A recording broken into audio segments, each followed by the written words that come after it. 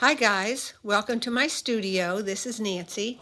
I'm getting ready to teach starting tomorrow morning my popular PiqueAssiette mosaic workshop.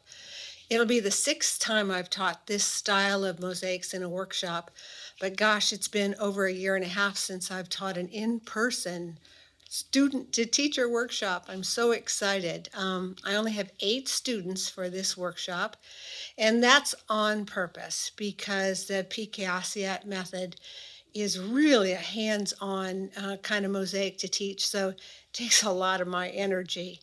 The student stations are all set up. We work with tools, hand tools, uh, uh, compound offset nippers, wheeled nippers, scores.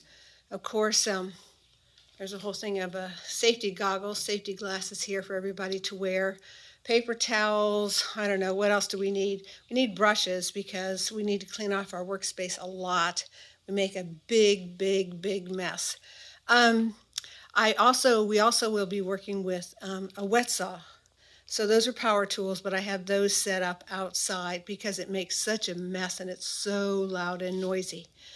But part of my workshops is that everybody creates their own design, even though it's the same style. And I like to offer so much stuff. The design choices are crazy. I've accumulated all this stuff over years. Look at all this crockery. We use those hand tools to cut and shape the crockery and create our mosaic designs.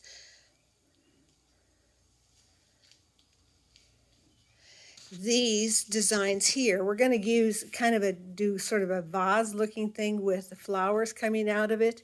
I have pre-cut all of these things here on my wet saw, so everybody has lots and lots of choices of cups and vases. I love this one, already cut in half, and I've done that on my wet saw, so we're all prepared for the students. Here's more stuff. Gosh, so much stuff and goodies. And this is the little station here where we're going to be using a medium bed thin set mortar, and they'll be mixing their thin set here with water and then filling these pastry bags to kind of contain the mess and make it a little easier to use. Show you around here a little bit. We won't be doing exactly this design, but here's a PiqueAssiette that I have created. I've cut the teapot into, and I've cut all the cups into, and cut the crockery. I love doing this, saving the maker's mark from the middle of the plate. And that's somewhat of the style we're going to be creating.